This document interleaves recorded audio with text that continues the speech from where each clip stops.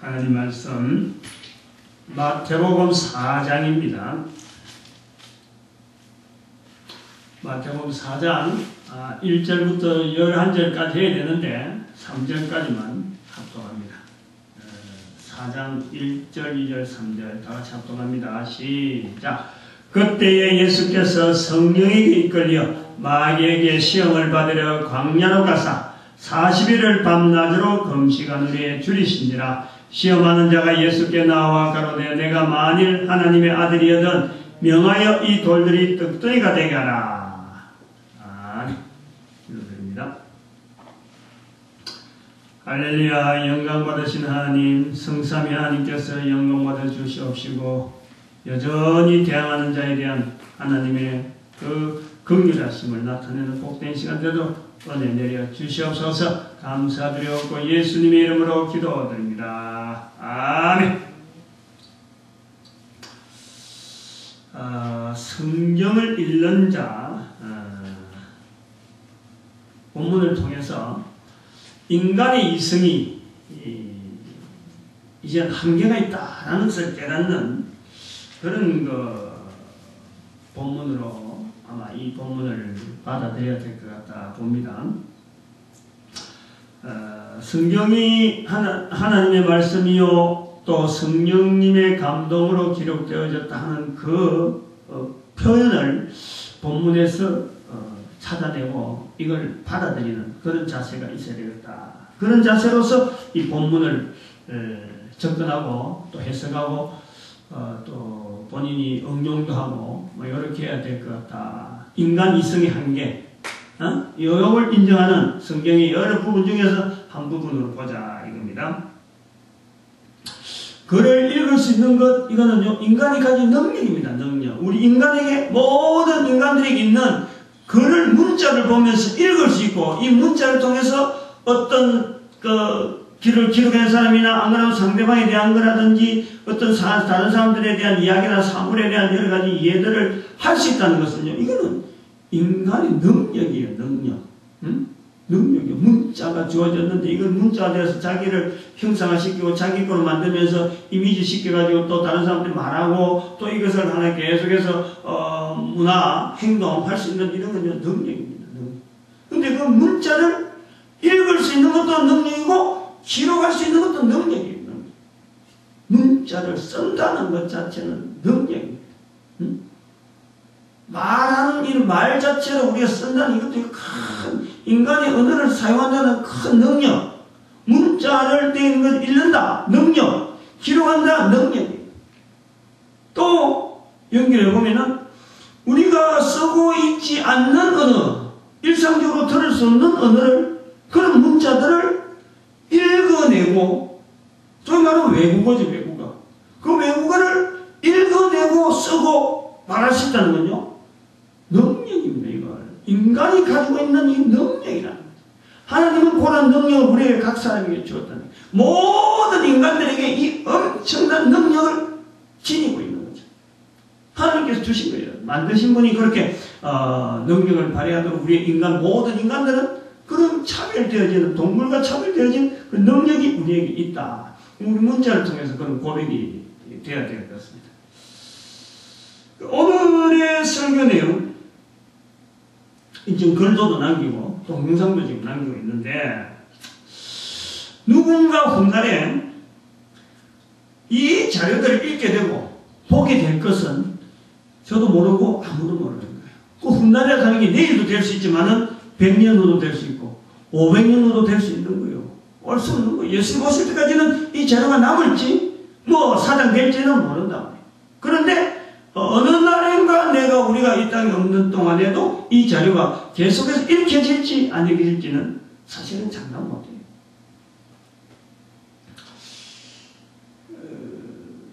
먼 훗날의 시간을 두고 지금 우리의 참 사용하는 문자나 글들이 읽혀질 건가? 누군가가 내가 적어놨는데 이걸 읽어본다 하는 생각을 해보면요, 상당히 궁금하기도 하고 어찌 보면 좀 exciting, 좀 이렇게 기대가 되어지는 이렇게 그런 참 궁금해져.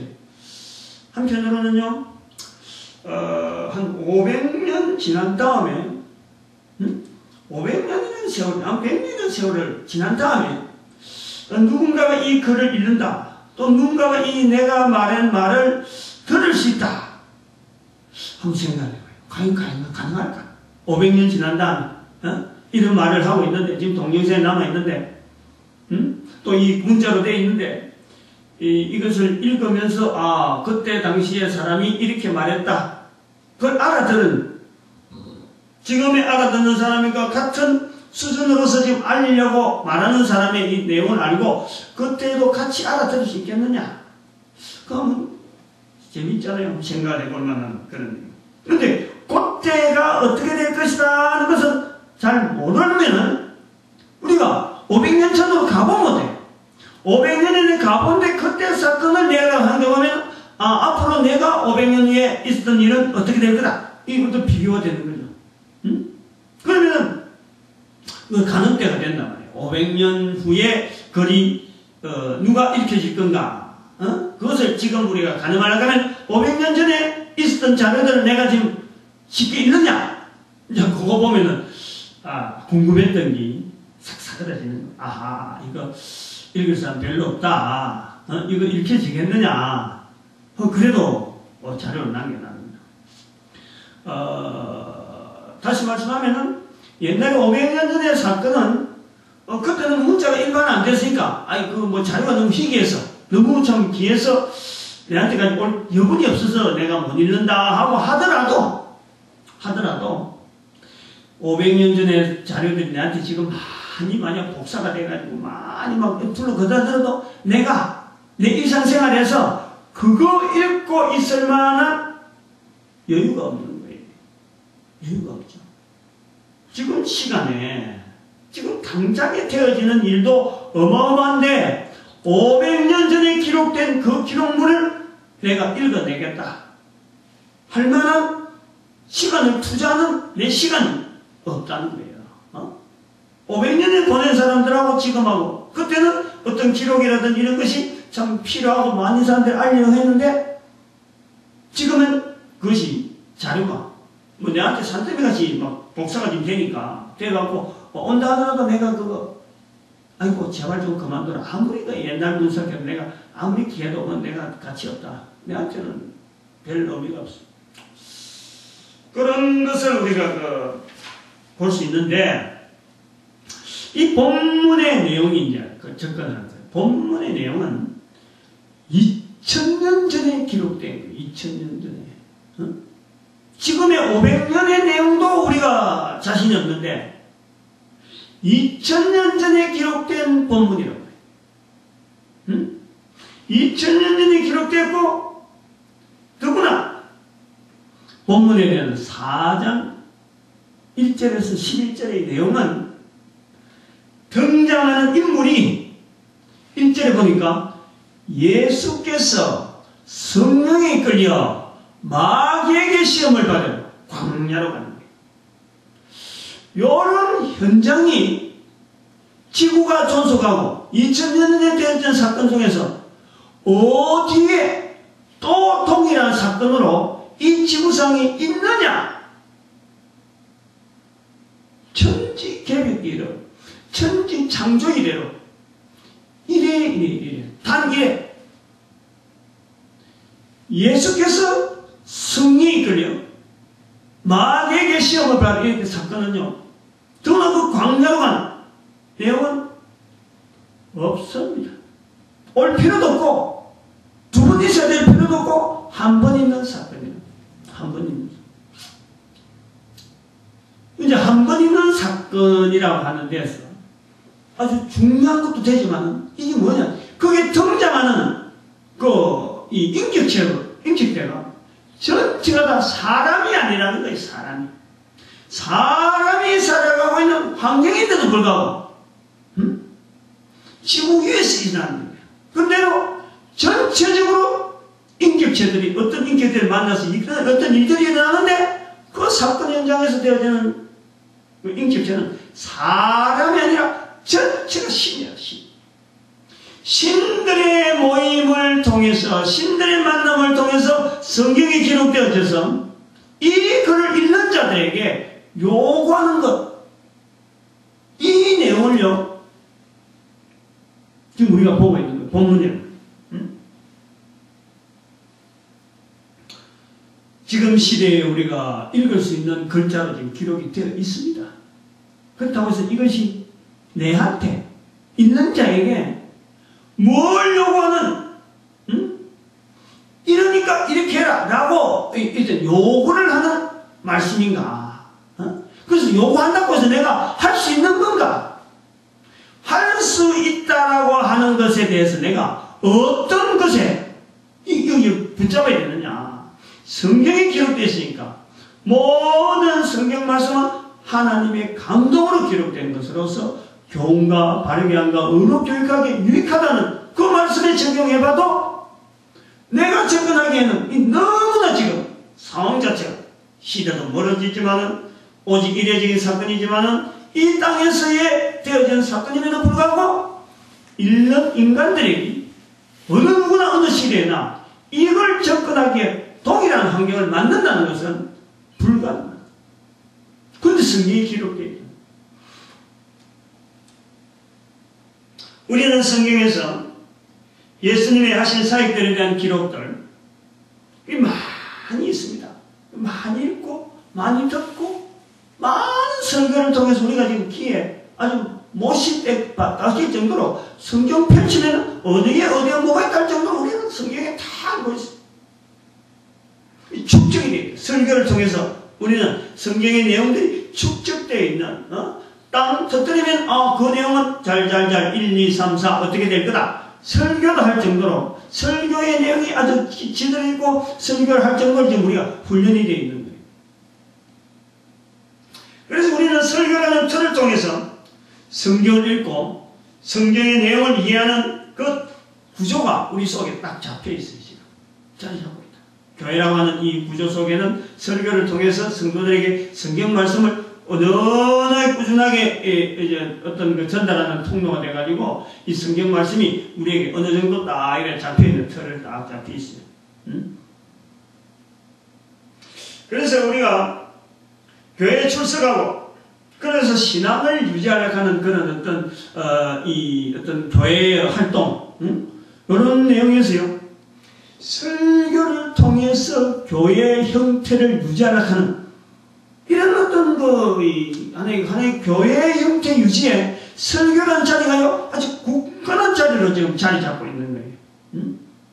설교를 베풀면 마치 교회가 휘청 뒤집어질 것 같은 그런 교회라고 하면 반드시 이거는 설교자가 있어야 되고, 설교하는 도구로서 성경이 우리가 충분히 응용할 수 있는, 또 표현할 수 있는 그런 학식적인 어떤 인격체, 그걸 교회가 반드시 요구를 하고 있다. 그런 형태로 설교의 자리가 잡고 있다.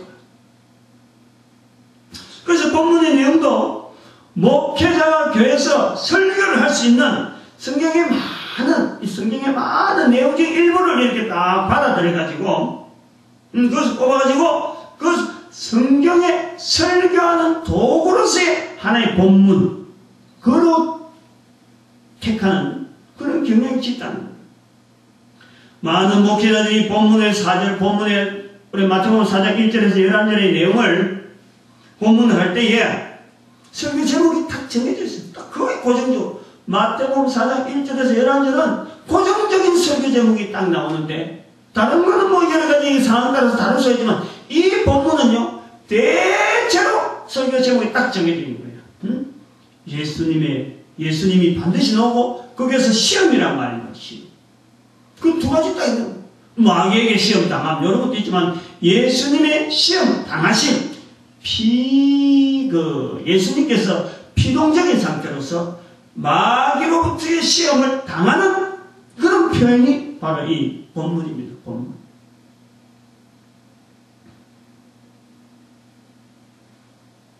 본문의 말씀을 예수님의 시험 당하심 이런 제목을 할 때는 그 근거가 1절이죠. 1절. 전혀 다른 어떤 제목을 가면 또 어려우니까 본문의 말씀, 아까 말씀한 예수님께서 성령이 이끌려 마귀에게 시험을 받으려 시험. 이게 예수님 시험. 요 두 가지는 본문에 있는 내용이니까 제목을 해도 돼요. 전혀 부담이 없는. 근데 그 중요한 그 뒤는 당하심, 시험을 받으심, 시험이라고 하는 이 자체를 예수님께서 이 피동적인 상태에서 수험생으로 가게 되는 그 현장이 바로 이 그런 인상을 보여주는 것이 설교나 현장에서 본문을 인용할 때 백이모 백 다 그렇답니다. 백이모. 하나의 폼이라 폼.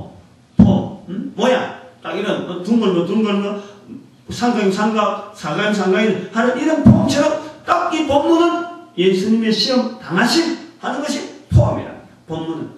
본문을 가지고 설교를 할 때 그렇게 성도들이 듣는 성도들이 그게 딱 찌들어가지고는 그게 딱 의하고는 형태가 딱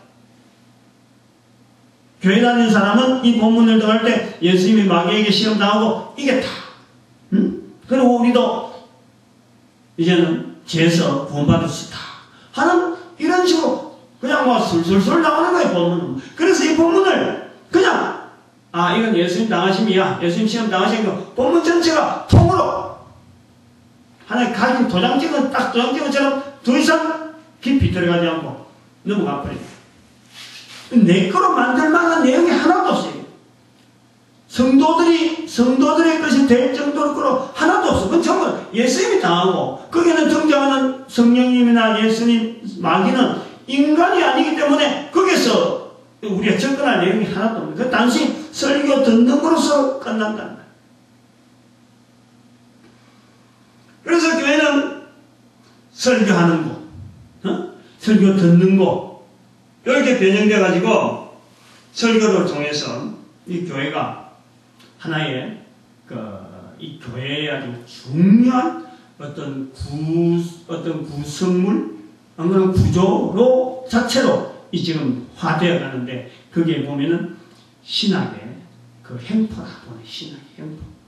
신학에 고민을 하지 않고 신학 자체가 이 부분에서 고민하지 않고 신학하는 자들이 고민하지 않고 뭐 그냥 틀을 만들어 하는 거니까 목회들이 그대로 인용해하고 성도들이 그대로 집어넣어주는 이런 식으로 되어 있단 말이에요.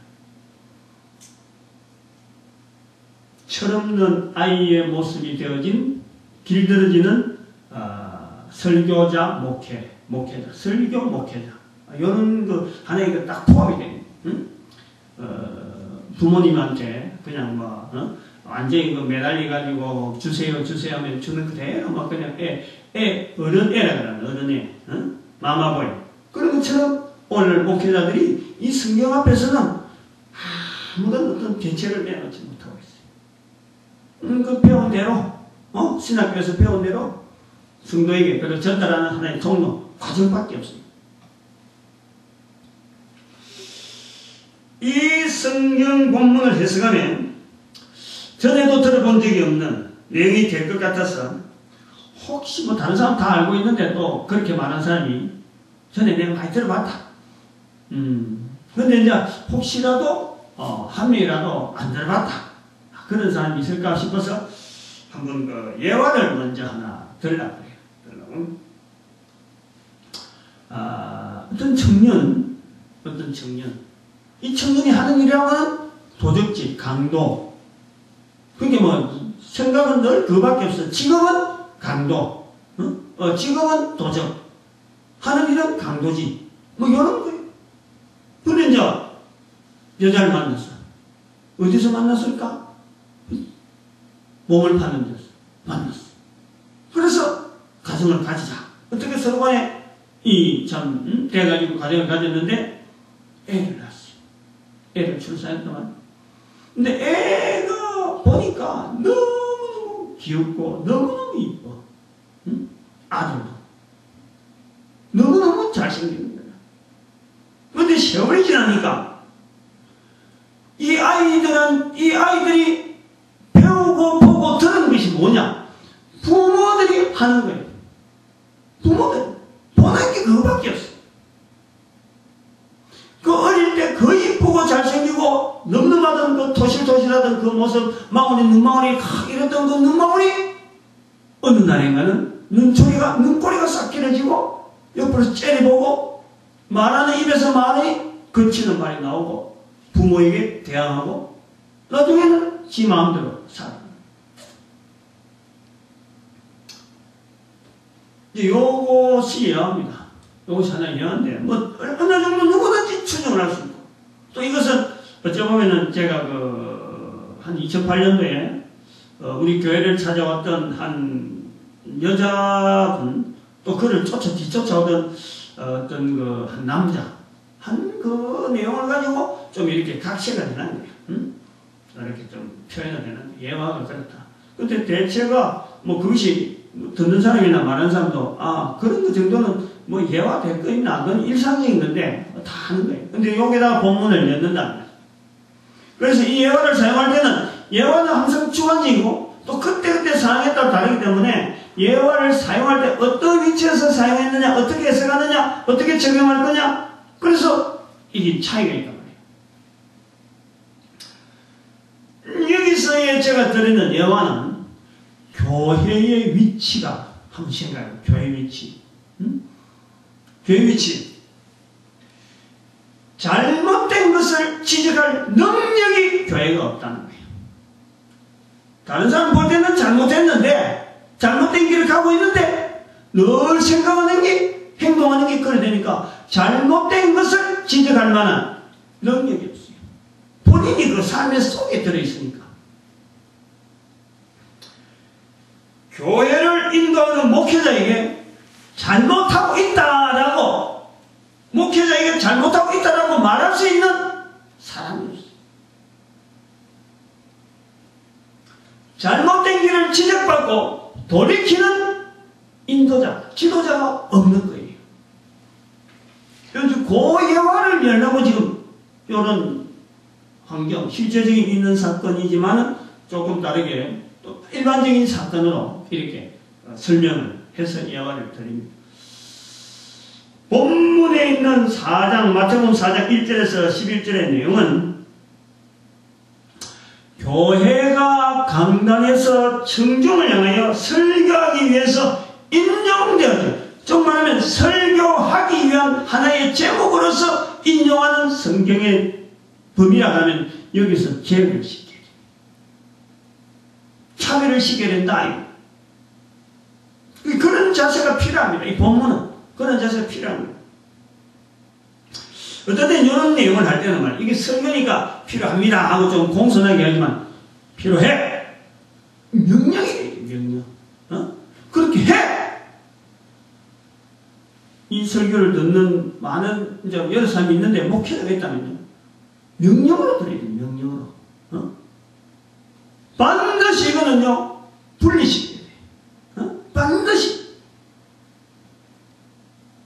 앞서도 언급했지만은 500년 전에 글을 읽을 수 있다. 그거에 대해서 감동받을 만한 내용이 우리가 있겠나 지금 시대에. 이 본문은 2000년 전에 기록되었어요. 2000년 전에. 특히 본문에서 나오는 아까도 말씀했지만 여기 등장하는 그 인격체가 인간이 아닌데 인간이. 한 인격체가 아니고 세 인격체가 동시에 나오는 이러한 기이한 본문입니다. 그 기이하다 하는 그것을요 우리는 아주 강조를 해야 돼요. 이 현장이 1절에서 11절 사이 이 내용이 아주 기이한 거예요. 마태, 마가, 누가복음이 다 이 내용을 언급하는데 이렇게 기이하게 1절에서 11절 사이 이 내용을요 아주 분명한 어떤 색깔을 가지고 기록한 것은 마태복음밖에 없습니다. 마가도 그냥 슬쩍 지나가고 누가도 그냥 썩 지나가고 있어요. 이건 마태는 지금 이 본문에서 아주 중요한 뭔가 지금 붙잡고 읽는 자가 이거 지금 뭔가 이 성령의 감동되는 것에 대해서 지금 나타내려고 하는 분명한 의도가 있는 거예요. 마태는 지금 알고 있는 거지. 근데 마가나 누가는 이 부분에 대해서 조금 희석해요. 그냥 근성으로 하나의 있었던 사건처럼 지나가지만 마태는 지금 여기 깊은 어떤 이걸 읽는 자가 이거 깊은 지금 예수 그리스도의 신앙을 지금 같이 공유하기를 바라는 어떤 의도가 있는 거예요. 지금 우리가 그걸 향해서 지금 나아가려고 하는 건데 우리 일반적으로 설교를 할 때는 지금 거기에 빠져있다. 그렇게 하기 위해서 이 본문을 다룰 때는 이건 일반 성경을 다뤄가지고 설교하려고 하는 하나의 본문 채택하는 그럴 때는 절대 사용하면 안 된다. 절대 그런 식으로 하면 안 된다. 그래서 본문을 이제 기억하라고 해석을 해야 되는데, 우리에게 우리 행동으로 우리가 신앙의 표현으로서 나타낼 수 있는 어떤 말씀으로 주어진 것을 우리가 보는 거죠. 그래서 우리가 어떤 행동을 해야 되느냐 할 때에 이 본문에서 요구하는 행동을 해야 된다면은 접근하는 자세가 하나가 과정을 거쳐야 돼요. 무조건 성경을 해석한다고 해서 설교를 한다고 해서 설교자 입에서 나온다고 해서 그게 다 설교가 되어서는 안 되는 거예요. 이 본문만은 그렇다. 먼저 이 본문은요, 어떤 사용처, 성경을 해석할 때, 또 적용하고 들을 때나 이래 할 때, 어떤 데서 이것은 선포되어야 되고, 어떤 환경이 있을 때만이 요 사용이, 요 본문이 응용이 되어지고, 듣는 자나 말하는 자나 같이 공감된 어떤 환경이 있다, 환경. 그것이 없으면은, 이건 결코 해석이 안 되고, 선포도 될 필요가 없고 그냥 묻혀놔야 된다. 왜냐하면 사람이 안 나오니까. 한 사람도 안 나오기 때문에 사람이 하고 있는 이 본문이 선포되어야 될 환경은 제한적이에요. 그러니까 대중들이 앉아있는 자리에서는 이 성경 말씀을 선포할 때는 이거는 굉장히 이 부분에서 조심을 하면서 어느 누가 이 말씀을 들어야 되는가, 이 자리가 과연 맞느냐 안 맞느냐 하는 것을 설교자가 먼저 이 부분에 대해서, 또 성경을 해석한 자가 먼저 이 부분에서 깊은 적용을 해봐요. 맞다. 여기서는 이렇게 해야 된다 하는 것이 딱 서렸을 때 사용해야 되는, 응용하고 표현해야 되는. 그러니까 일반 설교, 일반 교회에서 하나의 주일날 지나가는 설교로서 본문을 택하기에는 조심해야 돼요. 조심. 선택할 때. 그런 어떤 차별을 하자. 차별을 먼저 요구하는 것이다. 그런 거예요. 그래서 오늘 이 본문에 대한 해석을 할 때는 먼저 어느 현장에서 이것이 선포되어야 되는가 하는 그 현장부터 먼저 제가 언급을 하고 그 다음에는 해석에 대한 부분이 들어가야 되는 것이 순서가 될 것 같습니다. 본문에서 나타나는 분위기와 등장하는 인격체를 묘사하는 인간의 문자 속에 있는 세 인격체에 대한 우리 표현을 한번 할 수 있으면, 예수님 알잖아요. 안다고 그러잖아요. 예수님. 성령님 안다고 보기에는 들어봤는 분이죠. 들어봤는 분. 잘 써도 안 하고 하나님이라 한 정도로 들어간 거예요. 그리고 마귀, 사탄 들어봤지. 써봤느냐, 많이 말을 해봤느냐 할 때는 거기가 갔더니 뭐 쓸 필요가 있느냐. 아니. 근데 실제로는 예수님은 많이 들어봤지만 많이 말 안 했고, 성령님은 많이 들어봤지만은 말하는 건 생각도 잘 안 할 정도로, 사탄은 들어봤는데 말을 안 하는 것 같은데 제일 많이 사용하고 있어요. 제일 많이 생활 속에, 삶 속에서 우리가 저지. 아까도 말했지만 요 예화를 든 이유가 요 두 번째는 그런 거예요. 사탄이 문화 속에 꽉 찌들어 있으니까 사탄에 대한 반응이 이게 거부적이지 않습니다. 내가 왜 사탄 속에 살아? 내가 왜 마귀 속에 사나? 이런 말을 하지 않는다는 거예요. 내가 왜 사탄이 준 환경 속에 내가 살아? 그거를 아는 문화 속에 우리가 살고 있다는 거예요. 일반적인 모든 사람들이 다 그렇다. 이 마태복음 4장을 볼 때는요, 마태복음 4장 사탄에 대한 인사를 할 때 우리는 반드시 그 자세가 필요합니다. 모든 인간들이 누리고 있는 중심에 사탄이 마귀가 있다는 거예요. 그 문화 속에 있는데 불구하고 전혀 마귀를 인식도 안 하고 모르고 있는 거예요. 여기 아주 중요한 거예요. 여기서 등장하는 인격체는 우주 만물의 실체적인 지배자. 실체적인 지배자. 우주 만물을 만드신 하나님께서 성부 하나님, 성자 예수님, 성령 하나님의 지배자. 실체적인 지배자. 그리고 또 마귀는 그 중에 일부 분야를 맡고 있는 또 지배자.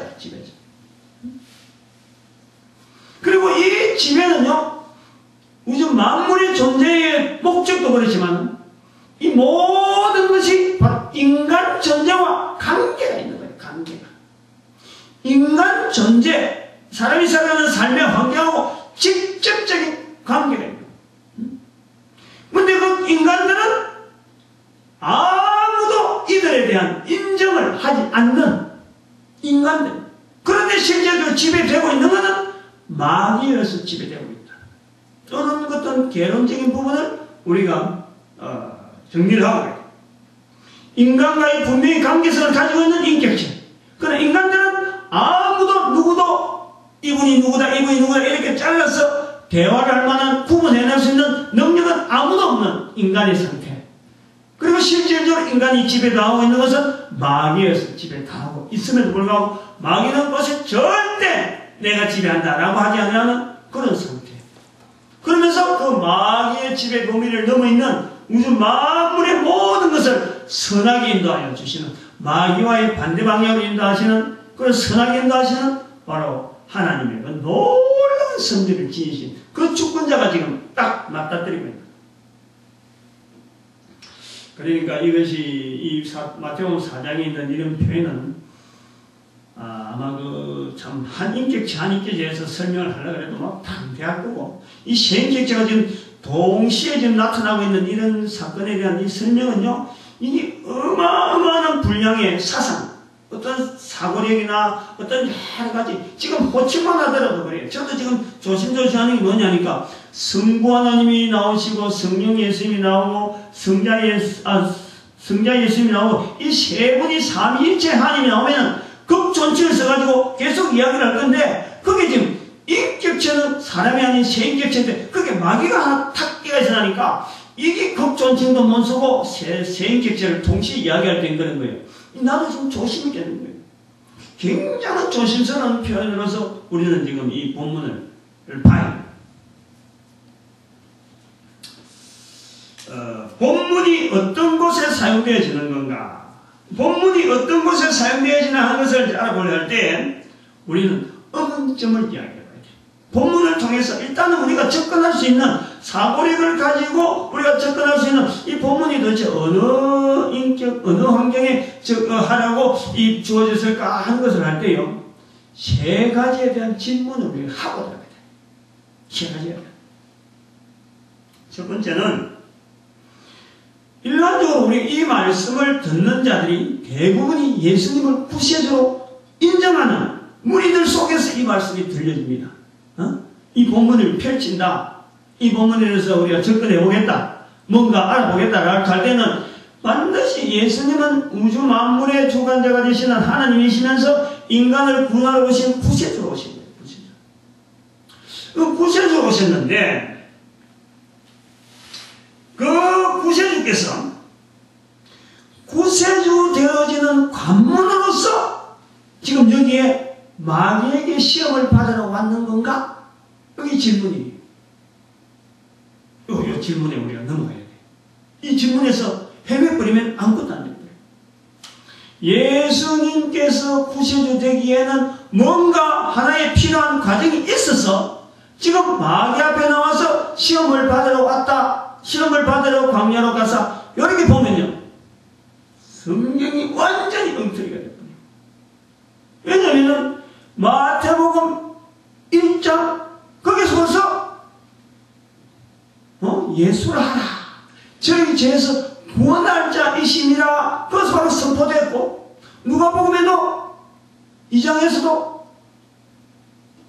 온 백성에게 미칠 큰 기쁨의 소식을 너에게 전하니 곧 구세주, 구세주가 나셨다. 예수님은 이 땅에 오시는 동시에 오기 전부터 이미 그에게 빌려지는 별명 자체가 구세주입니다. 구세주. 예수님의 별명은 인간의 몸을 입으시는 형체로서의 별명이 바로 구세주입니다. 구세주. 그런데 그 구세주께서 새삼스럽게 마귀에게 시험을 받아야 구세주가 되어지는 것처럼 하나의 관문처럼 봐버리면 이 본문 보는 눈이 완전히 잘못된 거지. 응? 여기서 그쳐야, 이제 여기서 그쳐서 그렇지. 응? 그야말로 마귀에게 시험을 이겼으니까 이제부터는 온 백성을 향해서 구세주로 나가는 예수님의 당당한 보물을 구하라고는 사장에서 그걸 거쳤으니까 이제는 회개하라. 천국이 가까웠다. 라고 하는 하나의 관문을 거친 마치 뭐 인류대학, 전 세계에서 뭐 인류대학에 합격한 학생처럼, 수험생처럼, 안 그러면 뭐 직장에, 아주 좋은 직장에 취직하기 위해서 뭐 예를 쓰다가 기어코 그 직장에 들어간 하나의 관문을 통과한 한 인격체처럼 그렇게 이 과정을 봐버리면은 이게 완전히 엉터리예요. 엉터리. 응? 지금 그렇게 듣고 있단 말이에요. 그렇게 대부분이 그렇게 알고 있다. 여기엔 질문을 해야 돼요. 이런 질문을 하고 넘어가야 된다. 이 말이에요. 그럼 두 번째 또 우리가 질문을 해볼 거는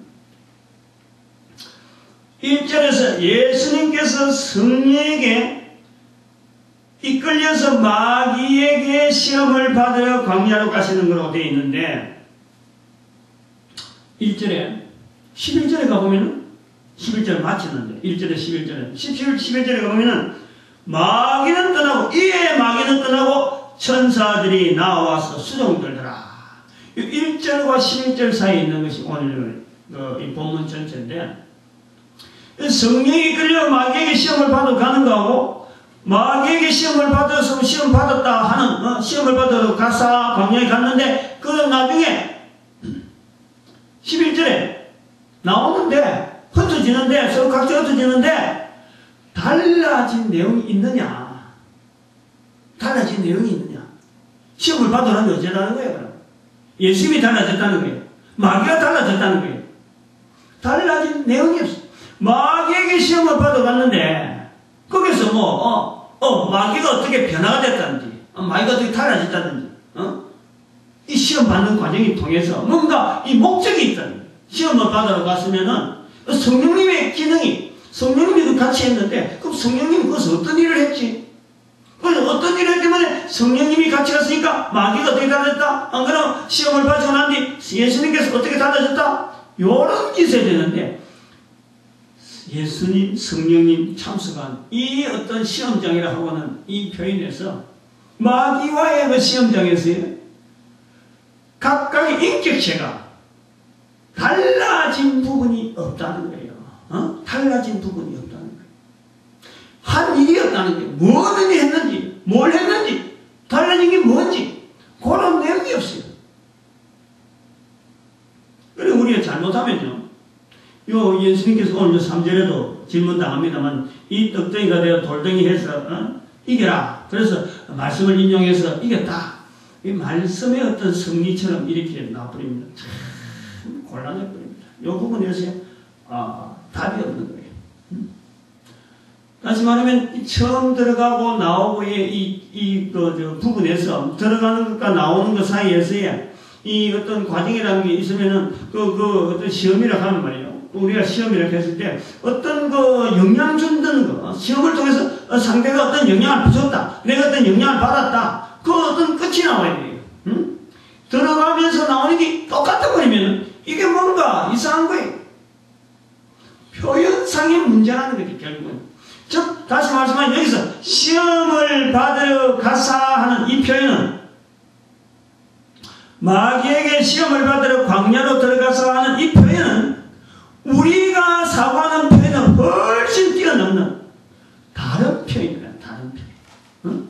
우리가 생각하는 인간이 쓰는 표현하고는 전혀 다른 표현을 지금 이어놨다는 거예요. 인간이 쓰는 말로 했지만은 인간의 이성이나 인간의 어떤 상상으로 하고는 접근이 안 되는 표현을 지금 인간의 말로서 나타내는 아주 적은 코끼리의 어떤 그게 비스켓이랄까요? 코끼리의 어떤 조그만 살갗.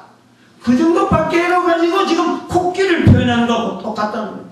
그렇게 이미지를 우리가 생각해야 돼요. 시험을 받으러 광야로 가사. 왜냐하면 영양이 없으니까. 피차간에 아무 영양이 없습니다. 마귀가 발이 하나 뿌리다니. 안 그러면 마귀 너희들 영역은 잡고 요까지만 하고 더 이상 하지 마. 이렇게 해서 어떤 결론이 났다든지 이런 것이 아무것도 없는 들어갈 때나 나올 때나 같다는 거예요. 아무것도 한 일도 없고 없는데 그럼 쓸데없는 일로 가고 여기에 표현했느냐. 이 부분에 우리가 고민을 해봐야 돼요. 예수님과 성령님이 같이 감에도 불구하고 아무것도 없다. 그 다음에 우리가 세 번째 우리가 의문을 해봐야 되는 것 중에 하나는 인간이 등장하는 곳이 없으므로 문자로 된 글을 인간이 읽으라고 주어지는 글이지만 인간을 향한 명령도 아니고 인간의 순종을 원하는 어떤 표현도 아무것도 없습니다. 인간 참여가 전혀 배제되어 있기 때문에 도대체 이 말씀이 우리에게 뭘 원하는가 하는 질문을 우리는 포기해야 돼요. 이 말씀이 도대체 무엇을 우리에게 요구하는가? 그래서 무슨 요구 때문에 우리가 이 말씀을 하나님 말씀이라고 하고 읽어야 되는 이 본문 속에 있느냐? 안 그러면 이걸 완전히 덮어놔 버리든지 이걸 통해서 인간에게 요구하는 것이 뭐냐? 이 질문을 우리는 해야 돼요. 그래야 이 성경의 말씀을 참 하나님 말씀대로 산다 하고 말씀을 꼭 붙잡고 우리의 삶이나 이런 데 변화를 줄 수 있는 그런 일들이 되어지기 때문에 이 질문은 모든 성경이 다 똑같이 할 수 있는 그런 질문이기도 하죠. 이런 질문을 당했을 적에 결론적으로 밝힐 수 있는 아까도 초두에도 말씀했지만 우리 인간 이성의 한계를 인정하는 본문이다 하고 이미 밝히기 때문에 이거는 어떤 논리적인 빈약, 이 우리 논리적인 빈약 이거는 인정을 해요. 우리 논리적으로 이 객관화시켜서 이런 일반화시키는 이런 내용이 없어요. 이거는 완전히 주관적이면서 성령의 감동 요거밖에는 설명이 될 수가 없어요. 이 설명하고 이걸 이해하고 받아들이는 데는 그래서 처음부터 거론한 거예요. 인간 논리의 인간 이성의 한계 이걸 처음부터 이야기했다. 이것은 딱 바로 결론을 바로 냈어요. 앞에 설명을 서두르고 마치 뭔가 있을 것 같고 또 대답을 하면서 하는 게 아니라 이런 질문을 하면서 이거는 인간 논리의 비약을 통해서만이 가능하다. 인간 논리의 빈약한 것을 분명히 우리가 인정하면서 이거는 피약해요. 인간 이성을 뛰어넘는 도약을 통해서 이거는 가능하다. 그래서 결론적으로 바로 이야기해요.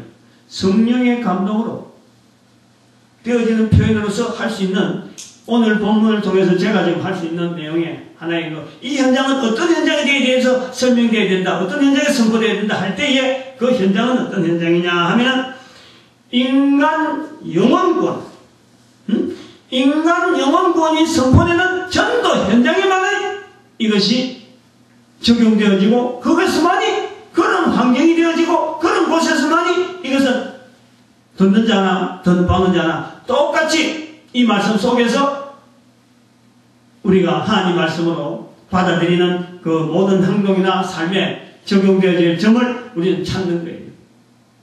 교훈이 아니라는 거예요. 이건 어떤 교훈이 아니고 영혼 구원에 대한 전도 현장에 대한 철저한 동일되어진 듣는 자나 말하는 자나 우리가 지금 현재 어디에 있느냐? 지금 전도 현장에 있다. 그 전도 현장에 나타난 그 부분에서 공감된 사항이 되어질 때 거기에서만 선포가 되어질 수 있다. 교회에서도 할 수 있는 거예요. 알고 보면. 교회에서도 우리 교회가 왜 있느냐? 철저하게 하나님 앞에서 우리는 교회는 철저하게 전도하는 곳이다. 전도하는 훈련하는 곳이다. 영혼구원에서 훈련하는 곳이다. 라고 하는 이런 교회 분위기가 되면 얼마든지 설교 현장에서 가능하죠. 근데 그것이 전제를 할 때 이런 부분 때문에 지금까지 전제를 하고 길게 온 거예요. 이거는 아까도 말씀했지만 객관적인 어떤 논리가 아닙니다. 그러니까 주관적인 어떤 주장이에요.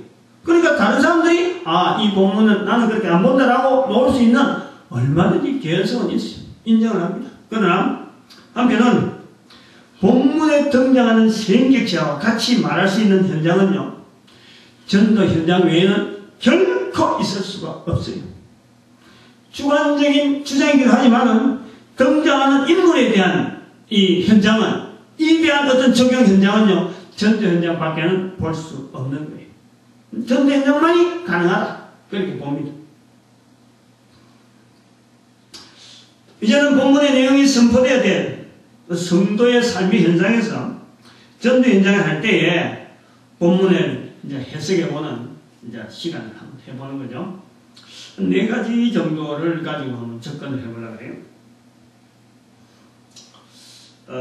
첫 번째, 예수님께서 성령님과 함께 마귀에게 시험을 받으려 하는 이 내용.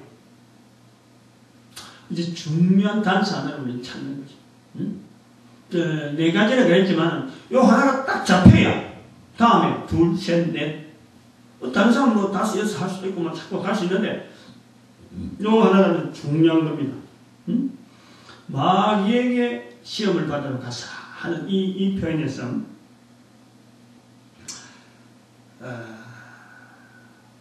마귀에게 시험을 받으심이 구세주로서의 아까 그 과정에 필요한 것이 아니다 하는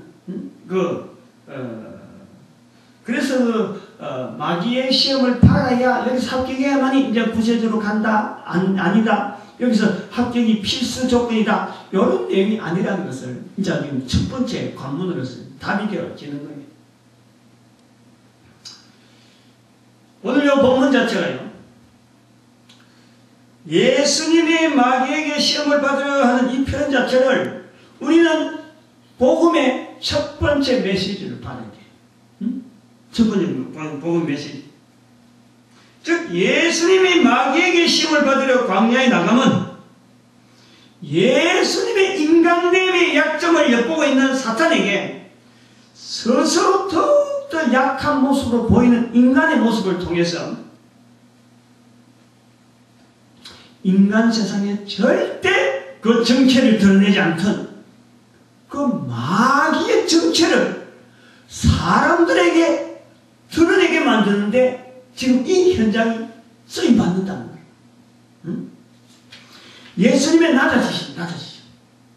마귀로 하여금 등장시키기 위해서, 마귀로 하여금 세상 사람들에게 알리기 위해서 예수님께서 그 깊은 데서 마치 삽을 퍼가지고 지금 저 밑에 있는 지금 바닷가에 물속에 흙속에 있는 생물 잡아내듯이 안 그러면 지금 땅을 지금 파헤친 농부처럼 말이에요. 저 깊숙이 있는 양분을 지금 밖으로 싹 내가지고 흙을 막 바꾸는 그런 개토 작업을 한다. 그런 것처럼 지금 흙을 쑥 집쓰는 삽이 돼가지고 쑥 지금 마귀의 그 근원을 지금 싹 들어 올리는 그 상황을 봐요. 그래서 인간 구원으로 오신 예수님께서 인간 구원의 원형적인 모양을 지금 보여주는 거예요. 인간의 궁극적 대적 원수가 누구인지를 밝히는 인간들에게 보여주면서 그러면서 나중에 사도들이 이야기하는 베드로서 5장 8절에 근신하고 껴있어 너희 대적 마귀가 우는 사자와 같이 지금 두루삼키고 있는 그 모습을 지금 표현해주는 거예요. 드러내주는 현상을 마귀가 실체적인 존재라는 것을 인간들에게 드러내주는 거예요. 야고보서 지난주 한 2주 전에 했던 야고보서 4장 7절에 있는 말씀 마귀를 대적하라. 이 뭔가 적군을 알아야 대적을 하지. 실체 자체가 안 보이는데 대적을 할 수가 있네. 마귀를 대적하라. 그 말씀의 근본적인 어떤 모양을 보여주는 마귀의 실체가 이렇다. 마귀를 떠올렸다는 거예요. 본문이 그런 식으로 보는 거죠. 마귀의 형태를 인간들이 스스로 할 수 있는 표현을 통해서 마귀가 실체적인 존재구나. 우리가 지금 마귀 밑에서 이렇게 꼼짝 못하고 있었구나. 이런 것을 인식하기 위해서 마귀를 지금 올리는 거예요. 이 공격에서 올리는 게 아니고 그 정체를 지금 파헤쳐서 지금 폭로시키는 폭로. 그 표현이 마귀에게 시험을 받으려. 인간들이 언어로서 그렇게 표현한다는 거죠. 마귀는 사람을 대적하여 원수로 대합니다. 대적인 거예요. 그런데 그것을 알고 있는 정체를 알고 있는 분은 오직 하나님밖에 안 계시는 거예요. 그 하나님께서 이 땅에 오셔서 제일 먼저 마귀의 정체를 파헤치는 일을 제일 먼저 하는 거예요. 이 마귀 때문에 인간들이 근본적으로 고통당하고 있는 거야. 이 마귀 손에서 끄집어내는 것이 바로 구세주야, 구세주. 그게 대적 자체를 보여줌으로 해서 인간들에게 이렇게 형상하시면서 이런 실제를 보여줌으로 해서 예수 그리스도께서 이 땅에 오신 것에 대한 그 대비를 하는 거예요. 대비. 이걸 모르니까 예수님께서 당시에 바리새인들과 사두개인들은 저가 귀신의 왕 바알세불을 힘입어 자기들의 자손들을 고치고 있는 이런 엉뚱한 실체에 대한 인식이 안 되다 보니까 말을 한다는 거예요. 만약에 예수님께서 구세주로 오셨다라고 이 예수님께서 실체적인 이 마귀의 모습을 드러내지 않고 그냥 사장 이후로 바로 광야에 밖에 나가서 마을들에 가서 회개하라 천국에 갔다 외쳤으면은 예수님께서 결국에는 마귀와 이 실체를 마귀와 예수님 자체를 이거를 비교를 못하는 게 차별을 만드는 거예요. 본문의 내용이 바로 그런 분에서 접근해 있는 거예요. 사람은 대적을 모르고서 당하고만 있어. 이 불공평한 싸움에서 자신의 정체를 철저하게 인간 세상에 숨기고 있는 이 마귀의 정체를 예수님을 통해서 만천하에 드러낸 사건, 바로 그 만천하에 드러낼 때 예수님께서 맨정신에 맹뚱맹뚱하게 야 마귀야 나오너라 이렇게 해서 광야에서 외친 게 아니라 예수님 스스로가 인간의 모습으로서 가장 비참하고 힘없고 도무지 어쩔 수 없는 그런 가장 약한 모습으로 낮아지고 그랬을 적에 마귀가 인간 예수님 보면서 분명히 하나님의 아들인데 이 인간이 인간으로서 나타나는데 저기 내하고 싸워서 내하고 분명히 내가 지는 건 분명한데 나설까 말까 그 망설이는 그 마귀에게 말이죠. 낮아지고 더 낮아질 수도 있죠. 40이라 50이라 갈 수 있는 그러면 비참해지는 지경까지 끝까지 내려갈 수도 있겠지만은 40일쯤 돼서 마귀가 군침을 흘리면서 나타난 거예요. 드러낸 거예요. 그 정체를 드러낸 거예요. 언젠가도 이야기했지만 우리가 이런 거는 무술에도 이런 게 있잖아요. 무술하는 거. 유도할 때 유자가 이 유순할 유자인데.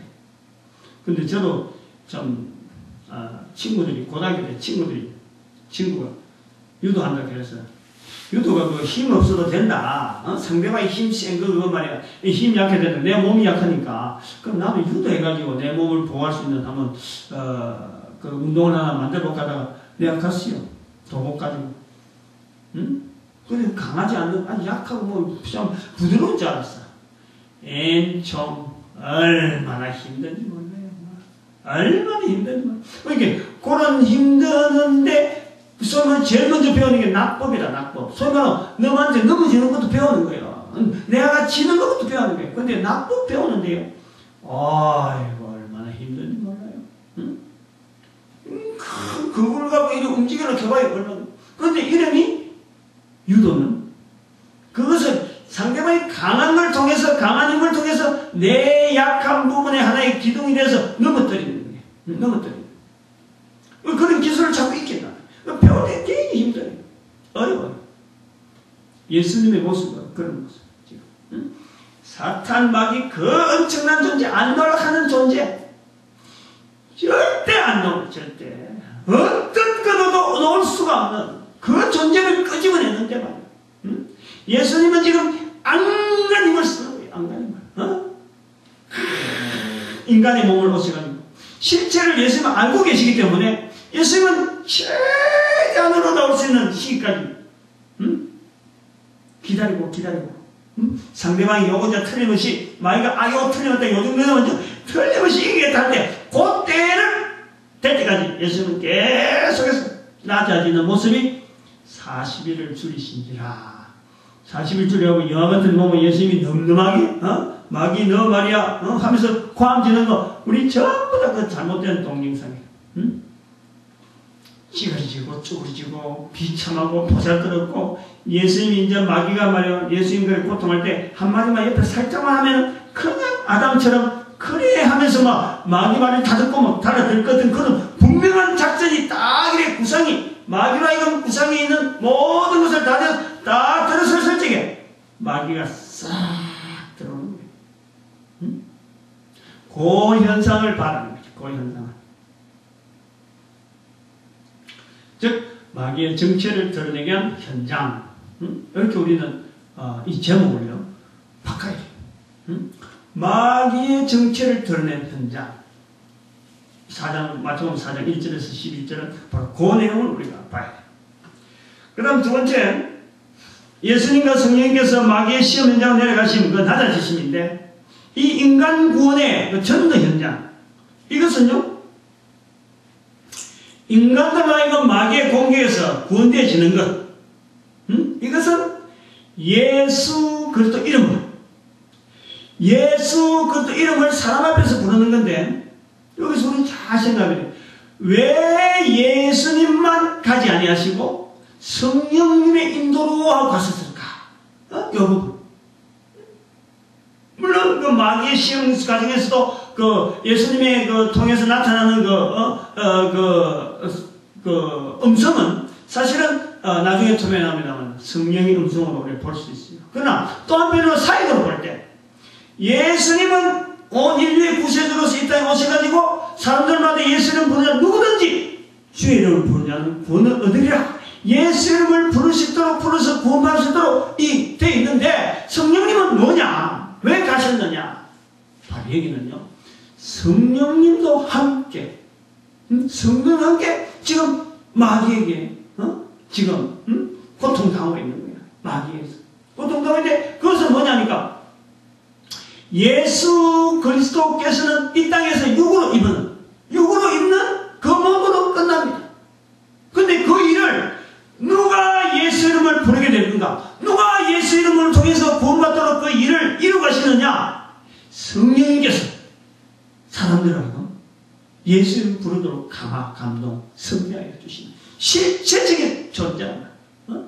예수님은 마귀 앞에 간 것이 아니고 마귀의 정체를 드러내서 예수님과 함께 바로 성령님께서 이 구원의 사역에 주체적인 사역이 예수님을 통해서 인간의 모습을 통해서 마귀를 드러내는 그 사건 앞에 딱 드러나는 그 사건 앞에서 성령님께서 인간 구원의 실체자로서 그러면 우리가 전도한다 하는 모든 전도 현장에 만나는 한 영혼들이 예수를 그리스도로 고백하는 그 일은 철저하게 성령님의 이름으로 성령님의 사역 현장 성령님의 사역 현장으로서 지금 마귀 앞에 지금 있는 거예요. 예수님의 그 비참한 모습을 통해서 성령님께서 같이 고통을 당하면서 말할 수 없는 탄식으로 같이 고통을 당하면서 이 전도 현장의 주체자로서 성령님이 함께 하시는 그 차이를 우리가 좀 구별해낼 수 있어야 돼요. 어째 보면요, 여기는 예수님과 마귀, 성령님, 이런 이 세 인격체가 같이 하는 이것은요, 이 마귀 앞에 나타난 지금 예수님과 성령님의 그 자세는요, 마귀에게 이제부터는 네가 지금까지 관할하고 있던 이 인간의 그 모든 구속들, 인간을 다 손아내고 전부 다 자기 백성인 듯이 막 마음대로 활개치던 그곳에서 이제부터는 구원의 역사가 시작될 것이다. 그것을 정신적으로 아주 젠틀하게 통보해야 되는 거예요. 통보해야 되는 거예요. 마귀는 그냥 막 가난하게 막 묻는 사람처럼 막 달라들지만은 예수님과 성령님께서는 그 인간에 대적되어지는 마귀에게 젠틀하게 이제부터는 너가 인간들이 달라드는데도 우리가 하나하나 간섭해서 이제부터는 직접적으로 일을 하게 될 거야. 그 표가 바로 예수 이름 부르는 거야. 알려주는 거예요. 그리고 그 일은 바로 내가 할 거다. 이제 서방에 협약하는 거예요. 이야기를 해주는 거예요. 알려주는 거예요. 그것이 왜 그러냐면요. 예수님과 성령님이 같이 있지만 마귀를요 멸하지 않는다는 거예요. 멸하지 않는 거예요. 우리가 그걸 알아야 돼요. 마귀에게 시험을 이겼다라고 하면은요, 뭔가 마귀가 꼼짝없이 이제부터는 그런 뭐 감옥에 들어가든지 말이지 해야 되는데 아무 변화가 없어요. 우리 여기서 이 현장은 마귀를 대적하는 그 분명한 자리에는 마귀의 정체를 드러내게 하는 것은 예수님께서 인간의 형상을 통해서 인간은 누구든지 자기 손안에 있는 듯이 마귀가 활개치고 있기 때문에 예수님의 그 줄이신 그 모습을 통해서 마귀가 정체를 드러났으면은 바로 마귀를 통해서 마귀를 대적하는 전도 현장은 성령님의 장이다 하는 것을 우리는 보할 수 있는 거예요. 그런 내용으로 우리 본문을 보는 거예요. 아까는 그 선중 보고, 이제 방금 한 것이 이제 세 번째 들어갔는데, 바로 전도 현장에 대한 자세. 이 성령님을 중심으로 해서 우리 보자. 사탄의 그 존재는 멸할 존재가 아니라, 사탄의 존재를 우리 잘 알아야 돼. 우리가 쉽게 전도 현장에서 말하면서, 사탄을 멸하시고, 사탄을 멸하시고 하는데, 멸할 때 그 멸은요, 한계가 있는 거예요. 완전한 멸은 없습니다. 완전한 멸은. 완전히 멸해지면요, 오히려 사탄에게는 행복한 거예요. 우리 인간의 죽음에서도 볼 수 있잖아요. 이 땅에서 살아있는 육신을 가지고 고통하는데, 육신이 있어야 고통당하죠. 그러나 이 육신이 영원한 삶이 되어질 수 있는 환경이 되어진다면, 사실은 이 삶보다 빨리 영원한 삶에서 가는 게 낫습니다. 사탄이 바로 그런 존재입니다. 사탄은 결코요 하나님 앞에서 멸해야 될 존재가 아닙니다. 하나님은 우주 만물을 만드셨는데 만드신 것은요 하나님은 절대 멸하지 않습니다. 이 우주 만물의 법칙이 거기에는 항상 존재되어 있는 어떤 요소들이 다 있어요. 만들어진 것에 대해서는 언제든지 이것이 영원성이 있어요. 왜냐하면 하나님이 만드셨으니까. 이 사탄도요 피조물 중에 하나가 그런데 거기서 이 멸망당할 하나의 불의로서 됐는데 그 멸망이라는 것은 없어지는 멸망이 아니고 그 존재에 되어지는 처음의 가치에서 완전히 그 가치가 떠나가지고 가장 최악의 나빠진 상태, 심판받는 상태. 마귀는 바로 심판받을 상태, 고통받는 상태, 고통받는 상태가 바로 이 마귀에게 있는 상태라는, 마귀에게 주어진 상태는 고통의 상태입니다. 이 마귀는요, 인간이 이 땅에 있는 동안, 즉 예수님께서 아직 두 번째로 오시기 전까지는요, 살판는 세상을 사는 거예요. 예수님 오시면은 자기가요, 이제는 영영 인간에게 접근할 기회가 없는 거예요. 인간에게 접근할 수 있는 이 기회로 주어지는 사탄이 있는 지금 현재 인간과 공존한 이 세계는요, 사탄에게는 최고의 즐거움이에요. 최고의. 우는 사자처럼 지금 둘러싸면서 먹을 것이 있는, 먹을 것을 향해 달려들 수 있는 이 기쁨을 지금 누리고 있는 이 마귀의 지금 시간입니다. 이걸 인간들이 알아야 돼요. 근데 이것이 이제 완전히 없어질 뿐이면은, 예수님이 다시 오실 뿐이면은, 이제부터는 두고 이 마귀에게는 영원히 회복되지 못하는 그 고통 속에 아무런 자기에게 대해서 내가 뭐가 해봐야 되겠다. 우는 사자처럼 삼킬기나 좀 찾아다니는 이런 것조차도 없는 영원한 고통 속에 들어가는 거예요. 그것이 우리 인간에게 이 땅에서 드러내는 거예요. 드러내는 거예요. 응? 우리가 영원한 고통, 영원한 지옥, 이런 게 표현되어진 이런 것이 바로 이 인간이 갈 수 없는 사탄이 가야 될 그 지역으로 우리 인간이 갈 수밖에 없는데 그걸 사탄이 그걸 노리고 즐거워하고 있다는 거예요. 그 즐거움이 이제는 사라지는 거예요. 고통밖에 없어요. 고통. 소망도 아무것도 깜깜한 거죠. 영원히 그것을 지금 사탄이 지금 두려워해요. 그래서 인간에게 막 달라드는 거예요. 어쨌든 간에 막 누리는 거예요. 최대한 누리는 그 현장에 대한 표현. 즉 예수 성령께서 가신 곳, 자리, 그 자리는 바로 이 전도 현장에는 마귀를 대적하는 그 자리는 철저하게 성령님께서 역사하는 자리. 인간들에게 적용이 되어지고 그리고 인간들에게 말이 되어지는 그 말이 인간의 말이 복음이 되어지도록 섭리하여 주시는 그 섭리의 현장. 그것은 바로 성령님의 현장이다. 그렇게 보는 거죠. 원고에는 준비 안 했는데 네 번째 지금 이 해야 될 표현이 지금 이야기를 하다가 잠깐 지금 내가 깜빡했어요. 지금 아까 설교를 다 준비 다 하고 올라왔을 때에 그 부분이 딱 이렇게 언급이 돼서 내가 네 가지다 하고 했는데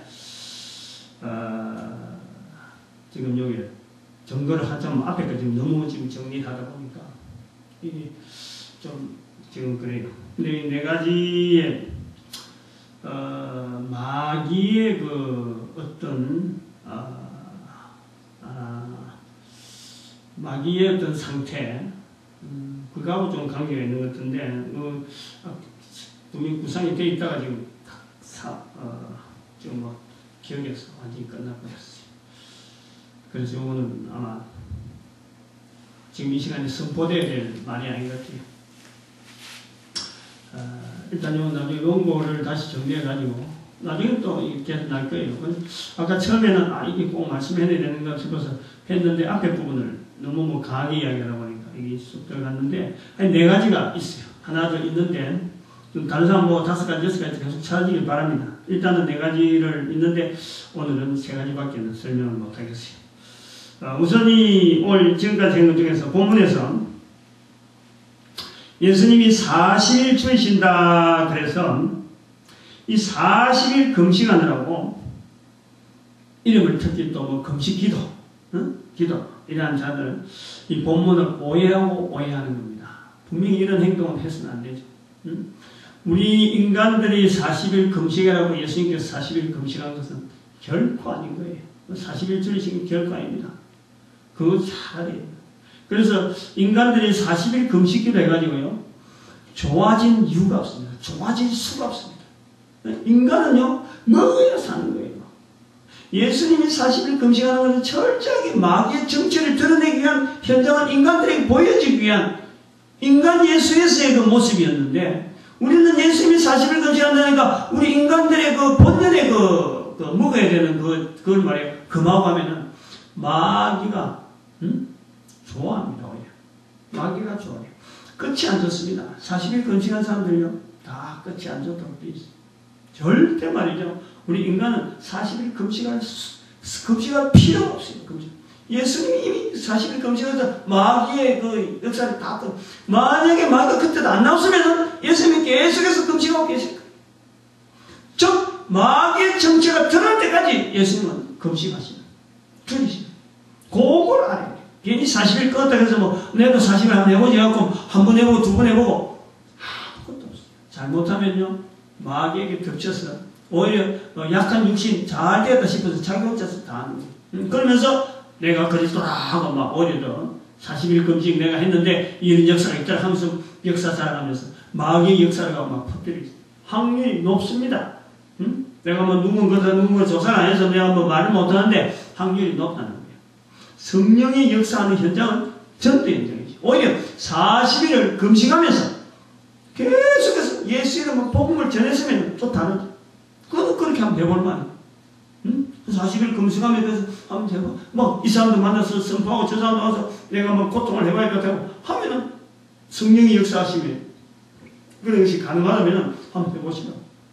그런데 기도 안 낳고 막 들어앉아서 막 40일 채워야지. 그 40일 채우는 목적이 예수님 하시기 때문에 나도 해봐야겠다. 이런 식으로 했다는 전체가 다 마귀에게 이용당하는 것으로 그렇습니다. 우리가 이 40일 줄이신 예수님 인간에게 40일 금식하라는 것이 절대 아니라는 걸 우리가 인정해요. 그런데 40일 이 줄인 이 피골이 상저하고 몸을 가누지 못하는 인간 최악의 비몽사몽할 때에 사탄의 정체를 나타내기 위한 예수 그리스도 모습을 인간들이 사탄의 정체를 제대로 알아내면은 40일 금식할 필요가 전혀 없습니다. 우리가 이 상태 오늘 본문을 통해서 분명히 해야 되거든. 지금 현장에는 예수님께서 우리에게 넘겨준 하나의 그 사항은 하나밖에 없어요. 40일 금식하는 현장이 아니고 오직 전도 현장이에요. 예수님께서 이거 다 이뤘기 때문에 이제부터는 너희들은 내 증인되라 하는 것밖에는 더 이상 예수님께서 요구하는 게 없어요. 그 요구 속에는 뭐냐니까 예수님께서 전도 현장 내 증인되라 하는 그 말씀은 다시 말하면 예수님과 같이 이 고통을 겪었던 성령님을 인정하라. 성령님에게 바톤을 넘겨주면서 성령님을 인정하라는 예수님의 배려입니다. 배려.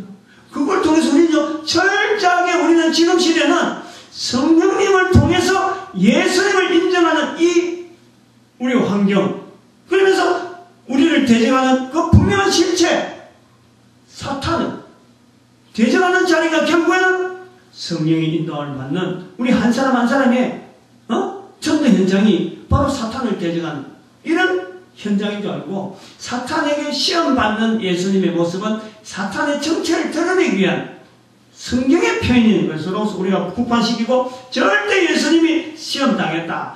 예수님도 마귀에게 시험당했는데 우린들 안 하라. 여러 표현요. 교회에서 아니에요.